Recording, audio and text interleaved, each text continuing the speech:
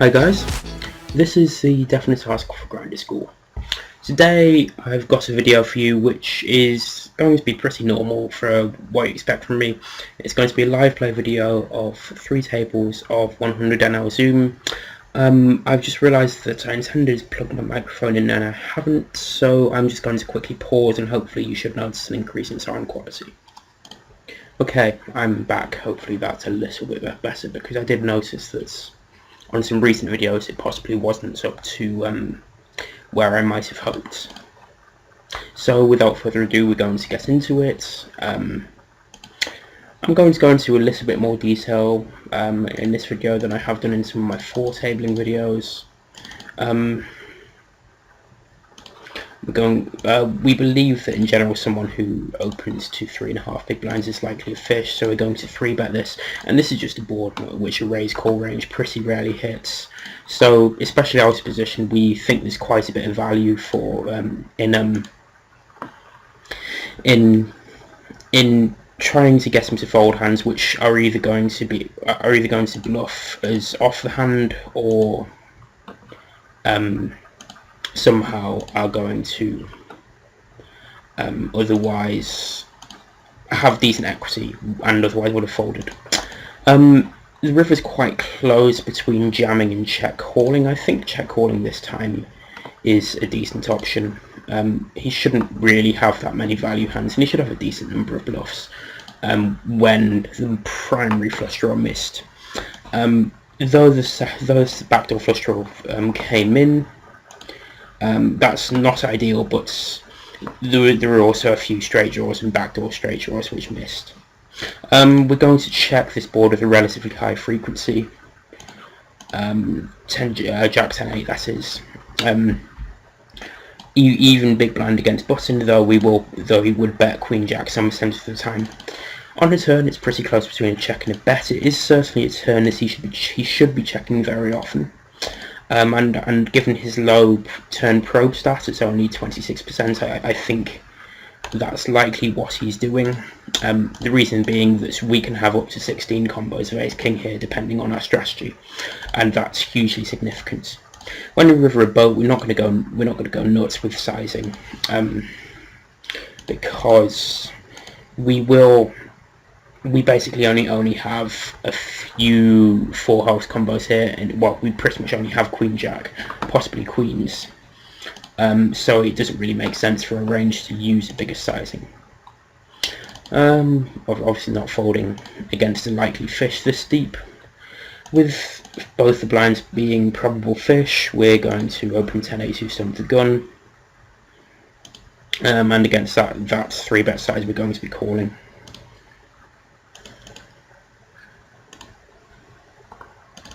We're squeezing King-Queen because it doesn't really play well in a multi-way pot out of position. And the open is a fish, so it's likely a pretty clear value bet. We could consider betting this turn, largely for protection. We're going to check this time because fish can be incredibly trappy. But we are going to bet this river small just because he has ace-king a very high percentage of the time here. So it makes a lot of sense to be able to value bet 3rd pair type hands here. We are going to check raise some nut flush draws against his small sizing on the flop, simply because it's a sizing against which we want to develop more of a check raising range to defend. This is just close too far up in our river checking range to fold. Okay, that's interesting. I think he should probably be betting the turn most of the time with that hand, but it's certainly legitimate to have a strategy which involves checking the turn there at least some percentage of the time, so I don't think I can draw really many informative conclusions about his play there. I think with the cut-off and the button being fish, we can open 5-4 suited from middle position. Although I didn't notice that the cut-off only had an 18 big blind stack, the possibility of him being able to shove that with a fairly wide range against an open means that was probably a bad open, so that's a mistake of mine. Against a 3.5x, especially from a nit ace-jack suited, is pretty close, to be honest. Especially considering this small blind fish doesn't seem that bad. When he c-bets 3/4 of the pot, given he's already pretty tight under the gun, we just don't need to defend ace-jack. Especially when we'll have a fair few overpairs on that board. Nice turn. We're just going to go for 2 streets of value here. We expect him to fold a turn very often, but realistically, he's also unlikely to river something which can call. So the times we get 2 streets of value far away, the times we get a river street of value from something which wouldn't have called the turn. When he does call the turn relatively quickly, I think it's quite likely he has an ace, so we're going to bet big.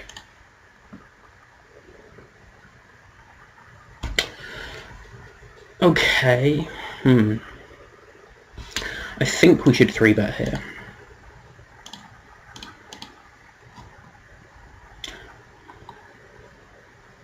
But we're going to 3-bet fold because I don't think he's going to.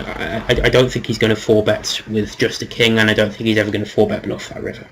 So we're going to take a note which says he's somewhat trappy. I have started adding. I have started sorting my notes. It's quite a lengthy process just because I have so many notes. But I'm already finding it much easier. So for instance, this guy I've got sorted notes on. The guy in the bottom left, bottom right, sorry.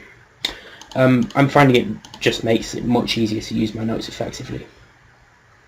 I'm not going to be continuing with the process in this session though. I don't have any notes on him check raising flops, but this is just a hand which we should never really be folding here.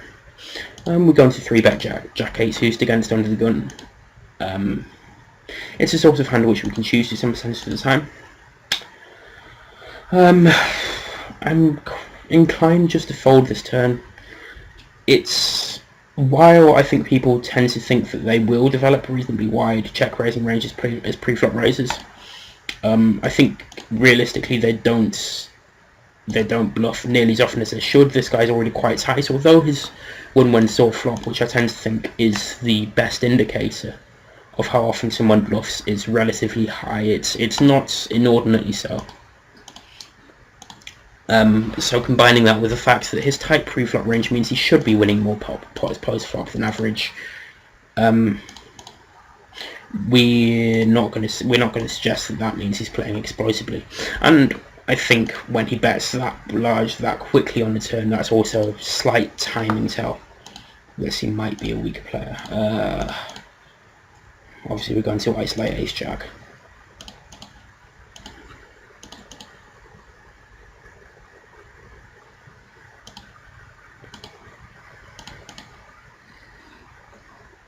I'm just going to quickly look up the big blind because we've got a couple of seconds. He's playing 1 table.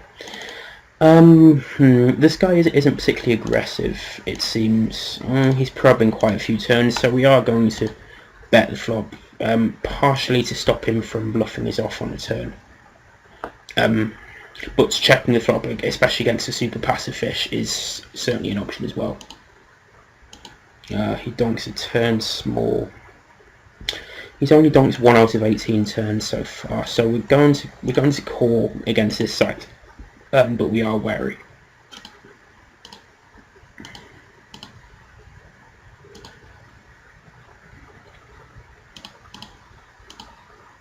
The fact that he's donked only 1 out of 18 makes us wary rather than being the reason for his calling, I should clarify.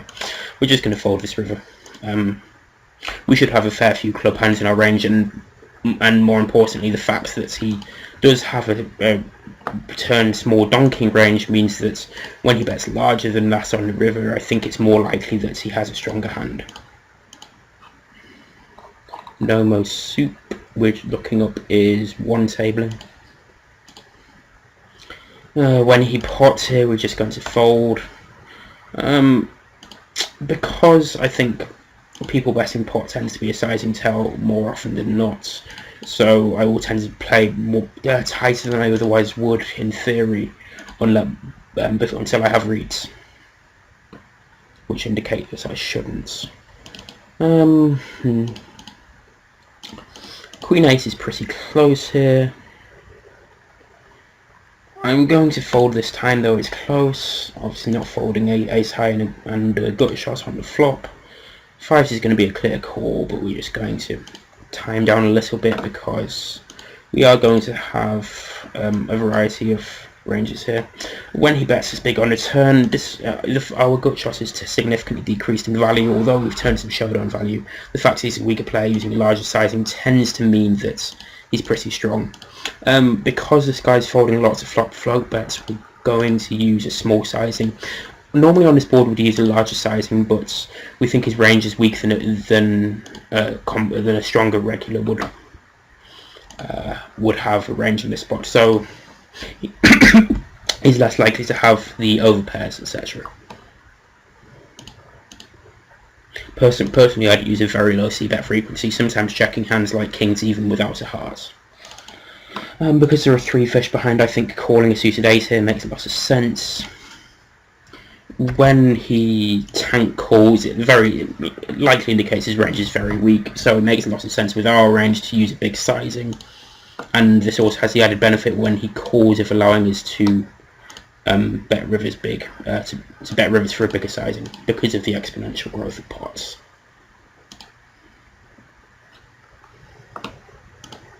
Ace-8 suited is very close here, by the way. Don't expect. It's only because all the players behind us are fish that we're doing that.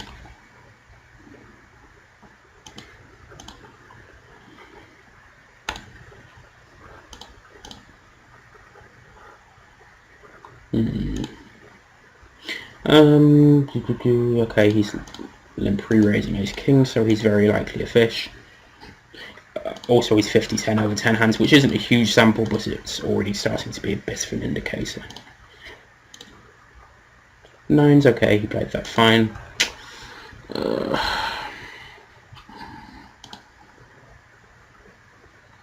Parrot Art is playing one table. We're going to isolate King 5 here, but it's certainly very loose. Against an under the gun limper, we probably just fold. And also, if there are any super aggressive 3-betters in the blinds, we obviously can't continue against a 3-bet, even if we get the fish calling.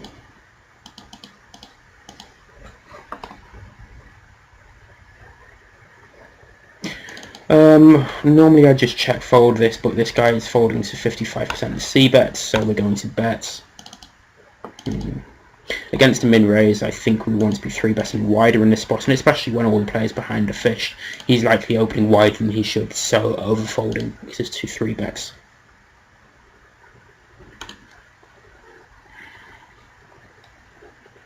Though Ace-Jack is normally fine to 3-bet in those positions some percentage of the time anyway. Against a min-raise, we're actually going to call 2s. I think if the players behind us were super competent and super capable of adjusting, this would be a fold, because the fact that we're just flatting against a fish normally means that we have a very weak range, especially against a min-raise. So, given that they're already going to be squeezing a lot because it's a fish in the first place, I think we're not really going to want to have a very profitable call there. This isn't really a particularly nice hand to see that, but just because it's a hard board for him to hit and he's probably got a lot of broadways in his range because it's a fish, we are going to go for it. We're just going to bet fold, obviously. This is slightly different. Because he's in position, he's more likely to float backdoor straight and flush draws, and we have close to no equity, so we're just going to check fold this time. For what it's worth, I think that folding to a lot of flop float bets is absolutely fine when in games where there are lots of fish, so that tends to be weekends. Because fish generally don't bluff against weak ranges as often as they should, mainly I feel because they're not as good at identifying weak ranges. We can actually develop a raising range on 9-5-5 because as a big blind in this situation we have substantially more 5x than any other player. On this river, I think it's a pretty clear value bet rather than check raise, because the strength of flop calling range means that he probably won't be bluffing that often. Very small samples, so we're not going to adjust our play based on his 0 out of 1 fold to c-bets. Again, ace-jack, we're c-betting basically because we want to...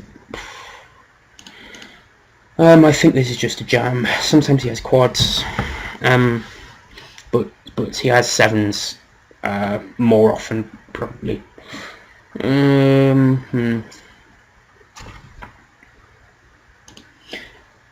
If he's capable of folding sevens here, then well played to him. On the river here, it's somewhat difficult against the pot size bets, because it's tough to see what he wants to bluff for pots. That's the main thing. And I don't think, given he intuitively sees a lot of hands he does want to bet for, he does want to bluff for pots. Given the vast majority of his bet value range is going to be ace-x, which will want to bet a smaller size rather than a larger one. For obvious reasons, it's not strong enough to bet. It's a value bet for a larger size. He's got either, yeah, he's got sevens, sit cooler. But it's nice to have one of those go my way, because it's been a while. I think he could just about fold the river, but it's very close. We were opening queen jack offsuit under the gun because there are 4 fish at the table. It's Friday night when I'm recording this, by the way, hence the high number of fish, and against his shove we're just getting 2 good odds to fold.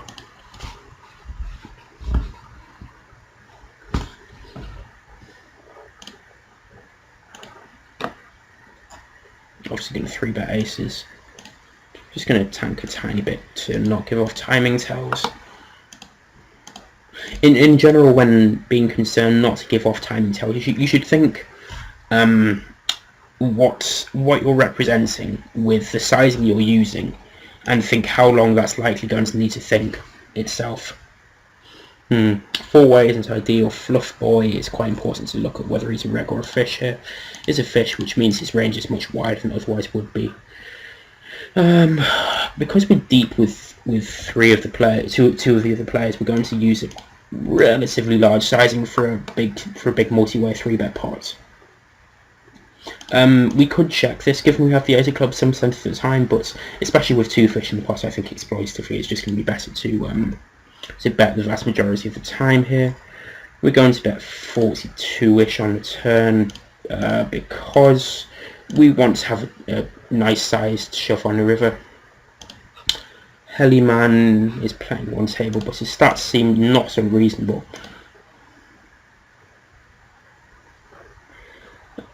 So we're going to bet 8 on this river because I don't think he'll be able to fold a king to the sizing. Let's go for 850.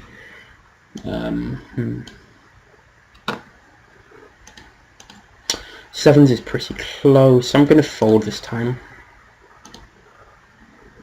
Yeah, okay, ace king.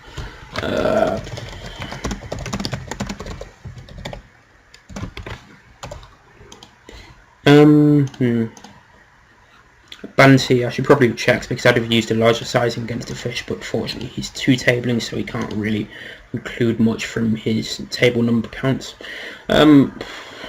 It makes sense against both regs and fish to size up on this turn, because regs, all the possible draws we have missed, and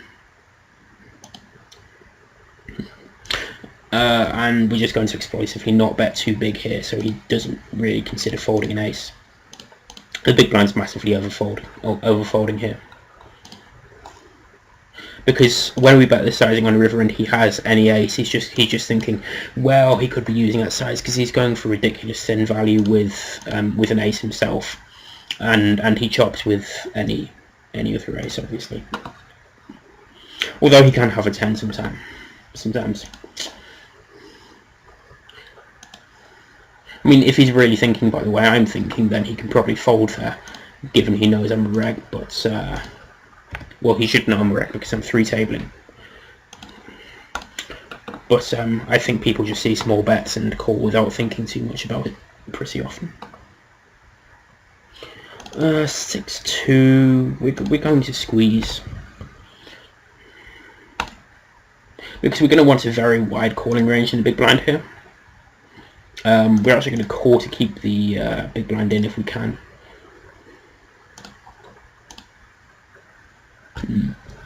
Okay, this is kind of weird, this flop. I think we delayed c-bet this because we can definitely do this with ace, king and aces as well as pocket kings. I do think we want to start betting the turn now, because I think it's pretty clear that we would bet the turn with aces and ace king. And I think it's tough for him to defend too often here. On the river, bloody hell. Against the fish, we're just going to fold king jack here. On the river, I think we should well, not value bet, but bet a value-ish size.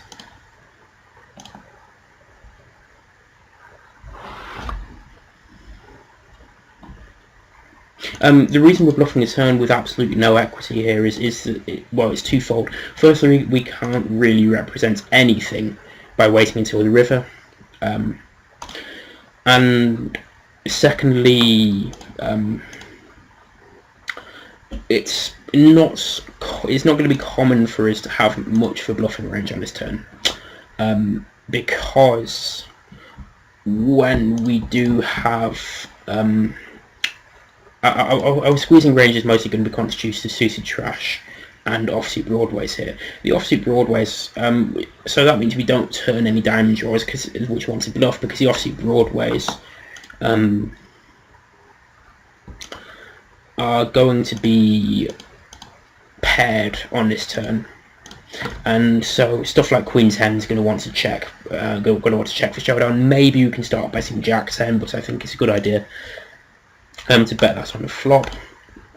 And the suited trash is obviously either a flush or nothing here. I guess sometimes if you have 8x, that might be a good turn bluff, because you've turned equity against pairs.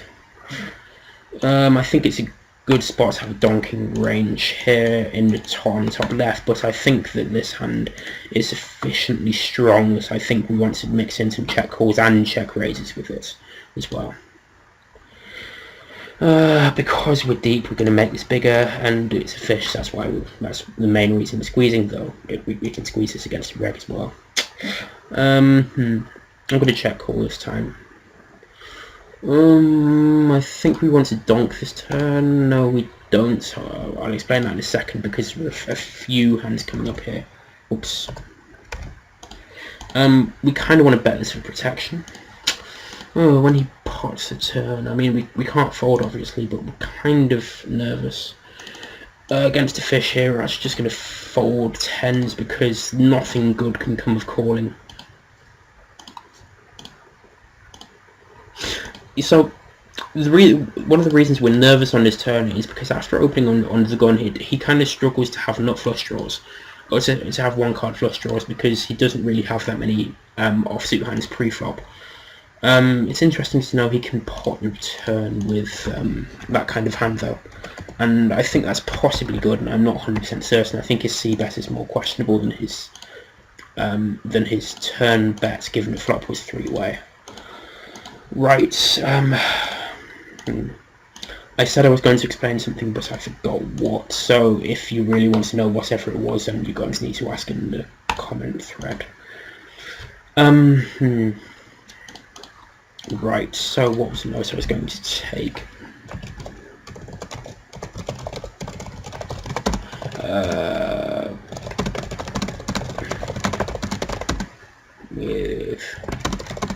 Okay. I think that's enough of a note to give enough information. Ace-5 suited, I think we just about want to peel here against the 3-bet after opening a small blind. You can also mix in some 4-bets, and if someone's under 3-betting, you can fold. We've got him tagged as a fish, but we don't know what kind of fish he is because we only have 14 hands on him. Given he's got a $20 stack, I think we can assume he's a fish. Nice turn. And against the fish, we're just going to check jam this turn.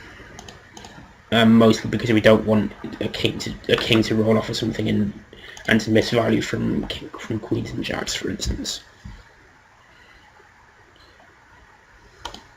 And also, and we don't expect them to. We simply don't care in this spot about the fact that we don't have any bluffs.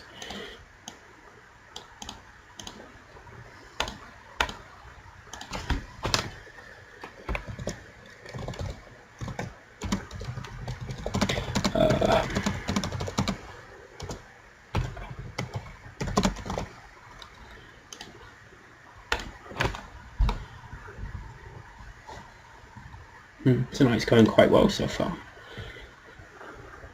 That's good considering I've been on a downswing. We can call this some percentage of the time with a fish in the big blind, but we're going to 3-bet this time. With a 12 big blind stack in the big blind, it makes sense to min-raise our raising range here, and we can call off with an ace, although it's not a good hand for him to have, obviously. 10 would be good here. When he 4-bets, that's quite a large 4-bet, but he has been 4-betting a lot, albeit over a limited sample. So we're going to call. Check calling this flop seems good, providing he uses the small sizing, which I feel would be correct. He should be betting, I think, $12 at most on this flop. Simply because it's a flop for his range, which makes a lot more sense. His range to play as a 3-street game than a 2-street game, because it's kind of hard for my range to hit this board. It isn't as wet as it looks. Okay, that sizing is terrible. It isn't as wet as it looks because my 4-bet calling range basically only has flush draws and relatively few straight draws. We have 10-9, but not that much else. On this flop, we're going to fold here because when people, I found at 100 zoom, when people use sizes in general larger than they ought to in 4-bet pots, that tends to be indicative of them having the stronger parts of their range.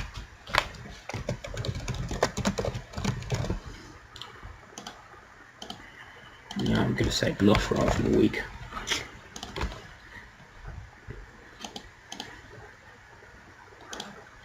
Gosh, games are good tonight. I sound like a fucking Enid Blyton novel. Gosh. Although I say that with the realisation that I haven't read Enid Blyton since I was about 7, so I'm not 100% certain that anyone in any Enid Blyton novel actually says gosh.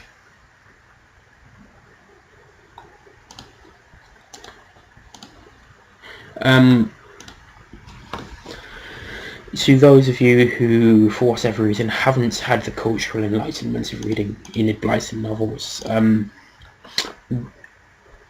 Enid Blyton is I think an English author, who for whatever reason, I think that it could have been someone else, but I think it was Enid Blyton, who recently was informed, well, basically it's come to light or something, that Enid Blyton is a bit of a racist, unfortunately. But nonetheless, well, it kind of seeps through the books as well. But nonetheless, I think the books are probably great for children anyway. He min 3-bet, so we're going to check back here. And just fold here. We're calling with ace-5 suited there because we're deep against the fish, and flopping and getting flush over flush is going to be hugely valuable.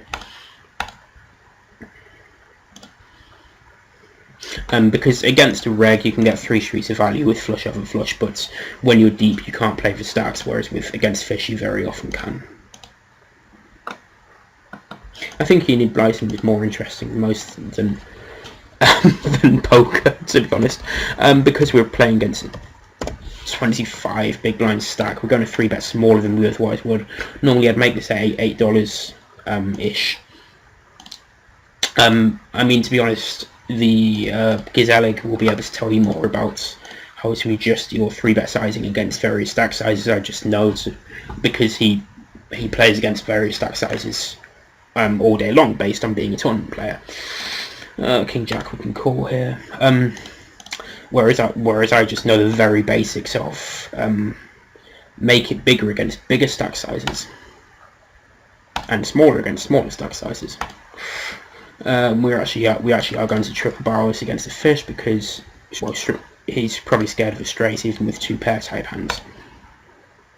Okay.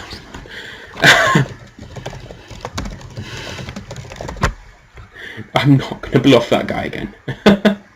Dear. Queen 2 is strong enough to call, given the odds we're guessing here.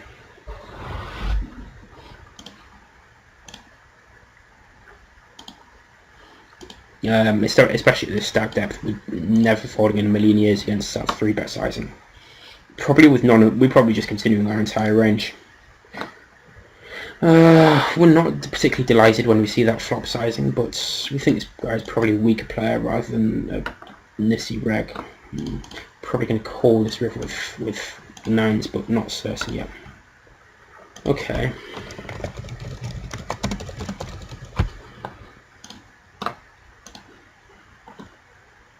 This note here means it's small bets.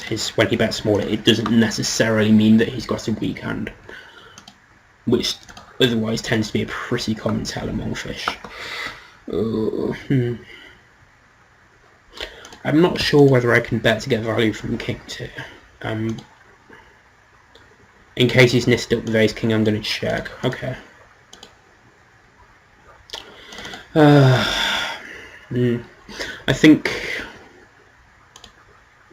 I think jamming's best in calling here, just because we're guessing stacks when we're behind on nearly any turn in river, and this way we make sure we stack his hands like king ace.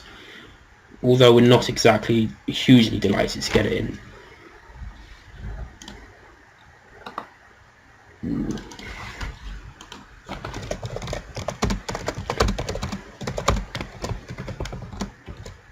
I'm taking a note on his flop sizing, even though I'm not going to see his hand, because this kind of note can often lead to useful insights if we see similar flops and he uses a different sizing.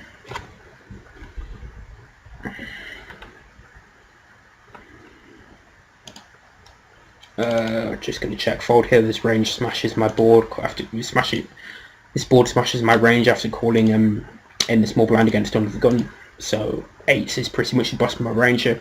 You could actually consider check raising 8s there, but because you don't exactly have a whole ton of obvious bluffs apart from stuff like king queen of diamonds. But I think that's possibly a little bit spewy. He's folding lots of turn probes. We're going to use a smaller sizing with our range here. Not folding in this spot. We could jam or we could call. I think given he's likely aware that the middle position is a fish, we're going to jam this time. I think both jamming and calling are legitimate options. With a non-flush draw and a quarter behind, we're just going to fold because we have severe reverse implied odds as well as implieds. Okay. It's not a big deal when we run into a hand which beats us here, especially when we make a boat in the second run out. But especially when he tank calls there, because it makes it obvious that he was considering folding a value hand, which means that 5-bet bluffing is just going to be very profitable there, assuming he has any 4-bet bluffs, which I think he does, especially after using that sizing.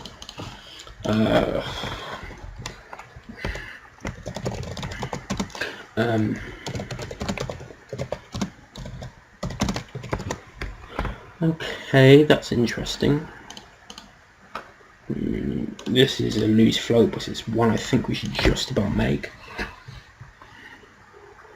This is the second flop this opponent's raised against me this session. And again, the second time he's used a large turn sizing, but considering this is very close to the bottom of our turn calling range, this isn't the time to be a sergeant, or a call down king, or whatever you want to call someone who calls down. We're checking this because it's very close to the bottom of our range and we have close to 0 equity. Against this sizing, we probably want to develop a raising range in it, because we have way more 6x than he does, and this is a good hand to put in it.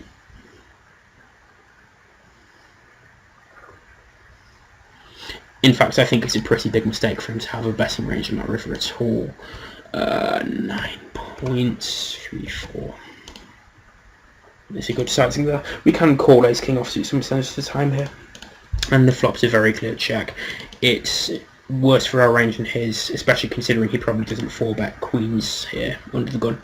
So he has more sets than us. He also has straights and we don't. Okay, we're going to start with a call, especially considering he seems very aggressive so far. But we're not exactly thrilled considering there aren't a huge number of obvious bluffs, so his sizing is very big for his range. Yeah, we're just going to fold this turn. Because sure, sometimes he has a flush draw, but I don't think that even the aggressive players at 100 Zoom are just randomly picking up 8-7 of diamonds and deciding, and very quickly deciding to bet twice there. Which basically that's the type of hand he would have to have in his range for calling the turn to be good. Given how this flop interacts with his pre-flop range. Damn, this is a good video so far. And I realise it sounds somewhat arrogant for me to say things like this, like that, but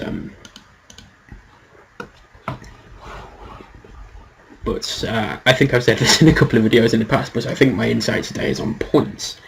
Queen 7 is loose, we're opening it because of the fish in the big blind. We could see better some percentage of the time, especially with the backdoor flush draw, but this time we're going to check call. We're going to use a mixture actually with 9-8 suited in a big blind here. We're going to 3-bet a third of the time, so I'm looking to my clock and seeing if the number of minutes is divisible by 3. It's not, so we're going to call. We expect him to fold a lot of higher pairs when we bet 5s here on the forces of straight board, so it's going to be a good bluff.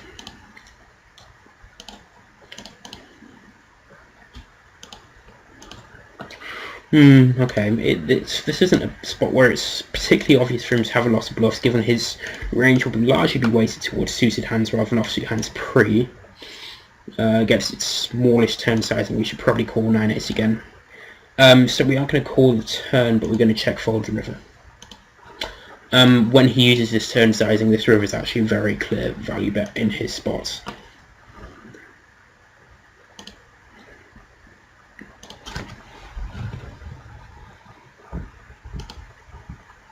Okay, his turn play is fine. He should probably value bet the river though.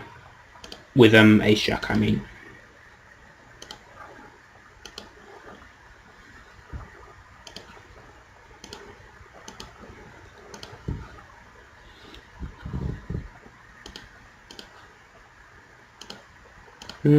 Okay, I think we can see better against the fish.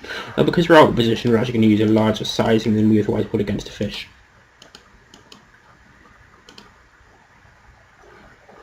Going to check call with pair plus combo draw. Although it should be noted that given it's only a 1 card and it's a weak 1 card flush draw, a combo draw isn't especially valuable unless we turn a straight flush. I'm actually going to fold this turn. I don't see how we can turn a profit. Folding the fish is, especially after cold calling a 3-bet, the fish is going to be very value heavy there, so folding again is going to be good.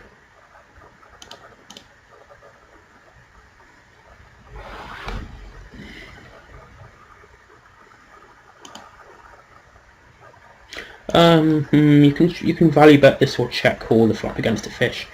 The reason you can value bet a second pair hand type hand here, and is you can get value from worse 10x, but also there are lots of draws.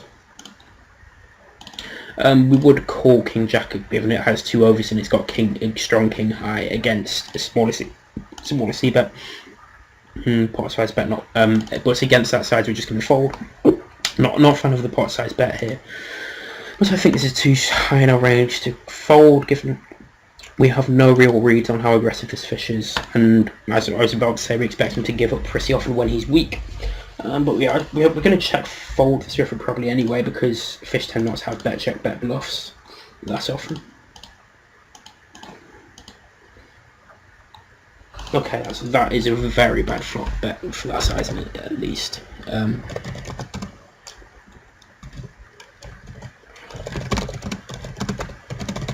Okay. We're gonna 4-bet here. I mean, have ace king cut off against button. Pretty clear why we're doing it.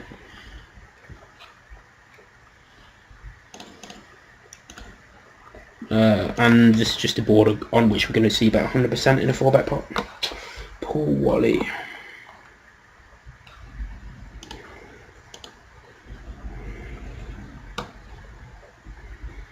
I'm actually going to be drawing this one to an end a little sooner than I otherwise would, because I actually need the toilet quite badly. I don't think this opponent is too aggressive, so we're just going to triple barrel here. No point in using check calls with ace king here. He can have pocket jacks in the sense of time, or king jack suited, though king jack suited is possibly a slightly weird 3-bets.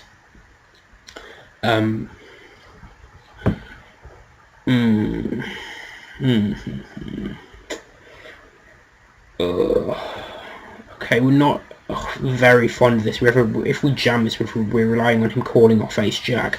So I think the most profitable option here is actually going to be to check fold, because he doesn't have many bluffs at all. We're hoping for him to check back, obviously, rather than bet, considering we're folding. If he checks back, we probably win. If he bets, we're behind and we fold. I mean, we're behind. Sometimes he can have ace king himself, but that's actually quite thin on this board. Questionably, he might be able. I might question whether he can turn hands like pocket tens into a bluff there. Okay, guys, I've been the Deafness Article for Grind School. I'm going to quickly pop to the toilet, and I'll be right back.